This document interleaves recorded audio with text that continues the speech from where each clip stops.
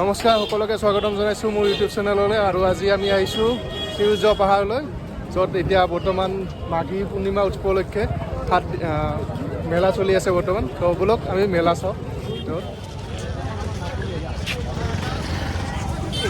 Hello', আমি অকলে আহিছোঁ অফিচৰ পৰা গোটেইকেইজনে। এয়া আমাৰ ছাৰ, লগতে মুদক দা আৰু চন্দক দা, আৰু আগত আছে আমাৰ বাকী সতীৰ্থসকল। যাম গোটেই সতীৰ্থসকল, এয়া আমাৰ পুৰা গেং, গোটেই অফিচটো উঠি আহিছোঁ আজি।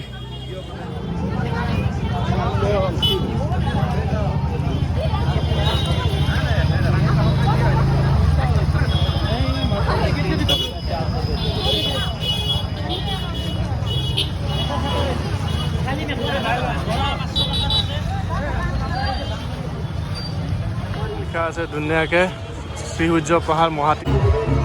কিমান ভিৰ, পুৰা জনসমুদ্ৰত পৰিণত হৈছে শ্ৰীসূৰ্য পাহাৰ মহাপীঠ স্থান।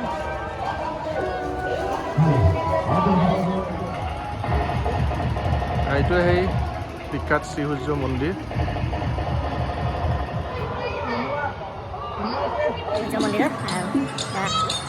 সূৰ্য মন্দিৰৰ ভিতৰত সুন্দৰ আৰ্কিটেকচাৰ।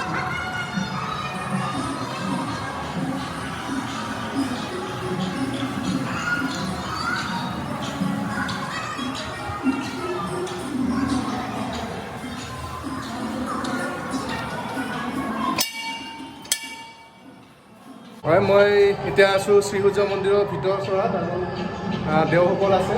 নমস্কাৰ, স্বাগতম জনাইছোঁ মোৰ চেনেললৈ। আৰু অকণমান জনাই দিব নেকি ভিতৰত, মানে কিমান পুৰণি আৰু কি ইয়াৰ ঐতিহ্যৰ বিষয়ে অলপ জনাই দিব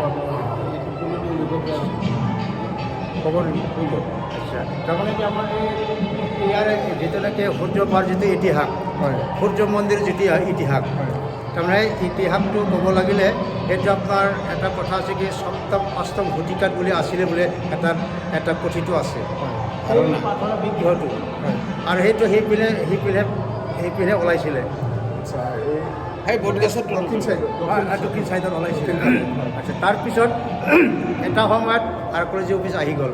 আৰ্কিঅ'লজিয়ে চাৰ্ভে কৰিলে। আচ্ছা, চাৰ্ভে কৰাৰ পাছত তেওঁলোকে তলৰ মানে সেইয়াৰ সূৰ্য বিগ্ৰহ থকা তলৰখিনি তেওঁলোকে খুন্দিয়ালে। হয়, হয়তো কিবা কিবি থাকিব পাৰে বুলি। আচ্ছা, যিয়ে হওক তেওঁলোকে অকণমান কিবা বস্তু পাইছে, আৰু শেষলৈ তেওঁলোকে তেওঁলোকৰ মিউজিয়াম ৰাখি থৈছে।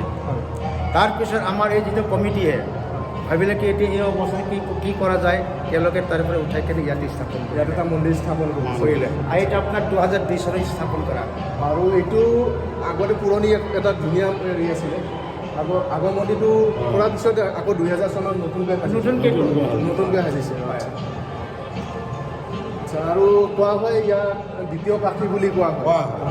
কিয় কোৱা হয় অলপ জনাই দিব নেকি?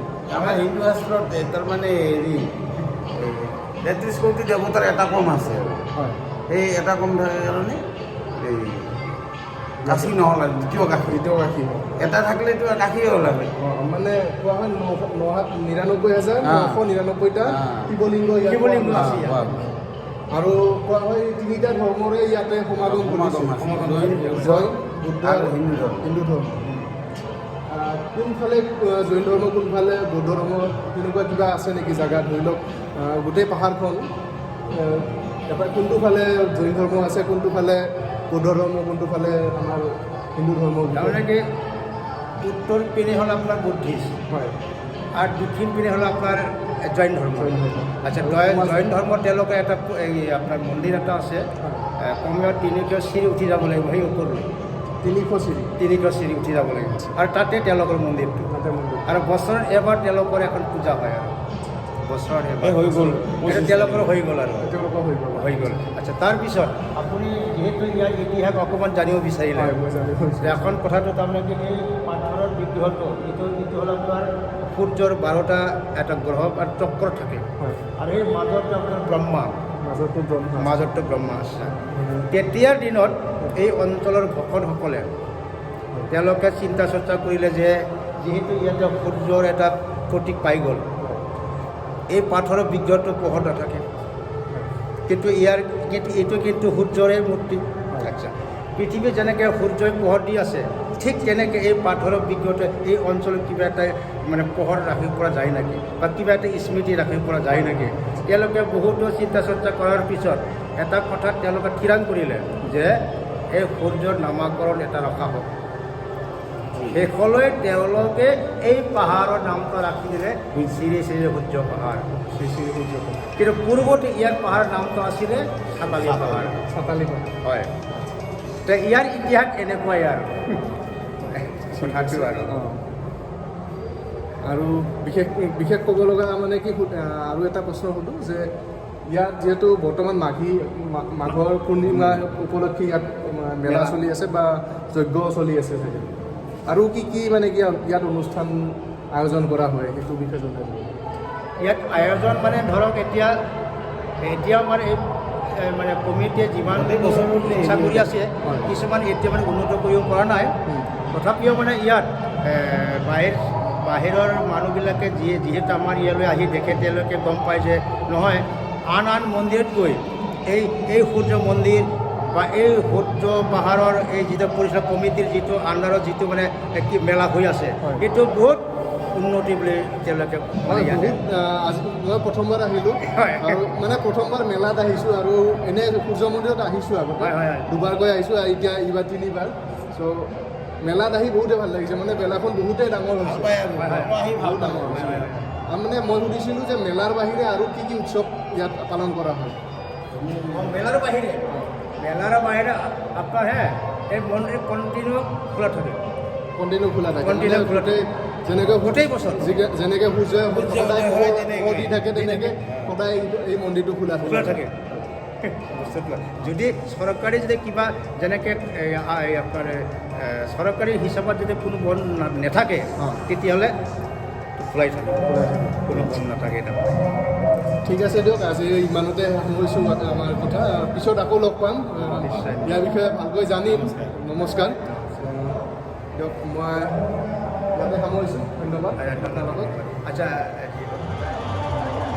কেমেৰামেন জলদি ফ'কাছ কৰক। তো বলক আমি এতিয়া মেলা ঘূৰোঁ।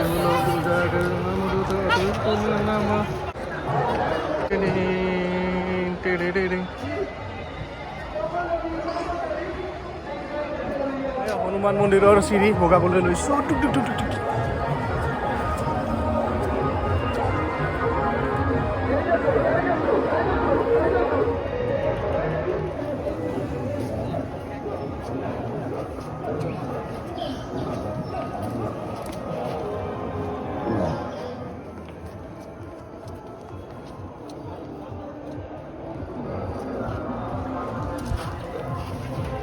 ইয়াতে যজ্ঞ হয়। সেইটোৱে দ্বাদশ পূজা বিষ্ণুৰ মূৰ্তি ইয়াত শিলত খোদিত হৈ আছে, প্ৰাচীন যুগৰে এই মূৰ্তিটো।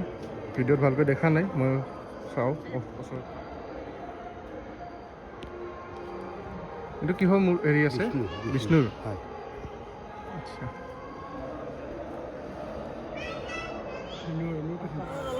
মজা দাও এইখান। দা এইখান কি দাও? গাৰো দাও কি কাট? পাপা গাহৰি কাটা ভাল হয়। গাহৰি কাটা ভাল হয় একদম। গাহৰি বুঝবা লাগে। পেটটা দি কাঠে বেশি কিন্তু জানবা লাগবে। দাম এনে 250 টাকা দাম খুঁজি। অলপ বিয়াটা ধরো এখন 200 টাকা হলে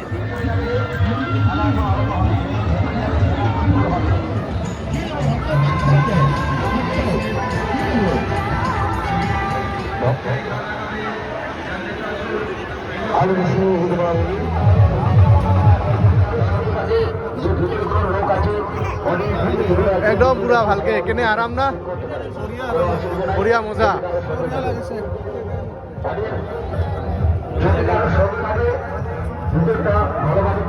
পুরি আরাম নাই ঘুমাই আরাম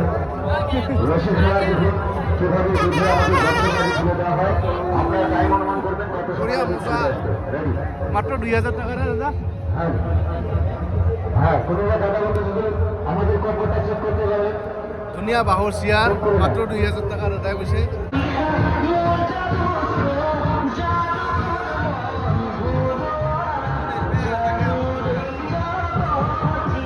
টিকেট লৈছে কি গাড়ী কি আছে ফাৰ্ষ্ট প্ৰাইজ? সুইফ্ট আছে এই ৰঙা কালাৰৰ। আপোনাৰখনো এই ৰঙা কালাৰে না? আৰু এখন লাগে? এইবাৰ লাগিবই না? চিয়'ৰ একদম। অঁ আচ্ছা, এইবাৰ চুইফ্টখনে লওঁ। মজা।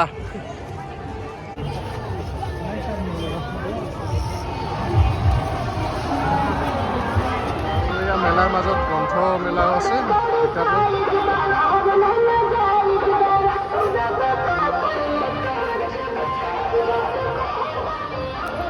অসমীয়া সংবিধানৰ ৰক্ষা কবচ লৈ লওঁ নেকি? ছাৰ কিবা ল'ব নেকি? কিতাপ ল'ব নেকি কিবা? অঁ আপুনি ল'ম বুলি ভাবিছে? অসমৰ জাতি জনজাতিসকলৰ ভৱিষ্যত ভালেই হ'ব। সভ্যতা এখন কিতাপ অসমীয়া থলুৱা তথা পৰম্পৰাগত খেল ধেমালি আৰু প্ৰথম খেলেই অকৰা গুটি দলীয়া। তো সৰুতে মনত পৰিছে, সৰুতে আমি এনেকৈ লগৰবোৰৰ লগত অকৰা গুটিৰে দলীয়া দলি খেলিছিলোঁ এনেকুৱাকৈ। আৰু প্ৰথম খেলটোৱে এইটোৱে।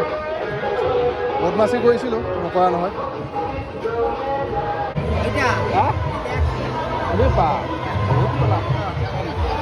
কেনে মিঠা?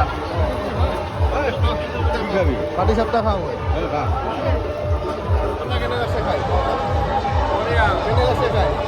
মিঠা মিঠা। আপুনি নাখায় নেকি মিঠা? মিঠা লাগে, বহুত ভাল লাগে, বহুত ভাল লাগে। আৰু আজি ভিডিঅ'টি ইমানতে সামৰিছোঁ। Bye bye.